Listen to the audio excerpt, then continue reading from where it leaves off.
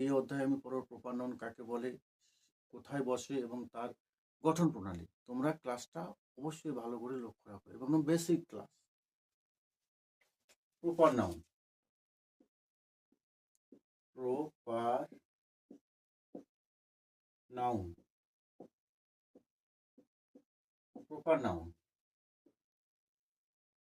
Proper নাউনকে গণতি করতে পারি, তাই এটাকে আমরা কাউন্টেবল নাউন বলবো।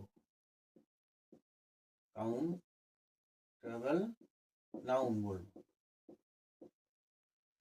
কাউন্টেবল নাউন বলবো। এক নম্বর হচ্ছে তোমার নিজস্ব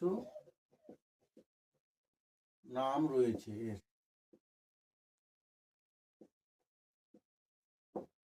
নিজস্ব নাম রয়েছে। এরকম কোনো ব্যক্তি বা বস্তু নিজস্ব নাম। যেমন আমি যদি লিখি এক নম্বর আকবর, ব্যক্তির নাম কলকাতা, স্থানের নাম, একটা কুকুর আছে, কুকুরটার নাম হচ্ছে তোমার রাজা। রাজা এই কুকুরের নাম, নির্দিষ্ট ব্যক্তির নাম। একটা পুকুর আছে, পুকুরটার নাম হচ্ছে তোমার তাল পুকুর।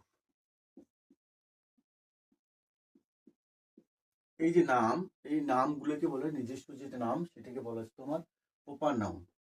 2 নম্বর কি, সবসময় প্রথম অক্ষরটা ক্যাপিটাল লেটার হবে,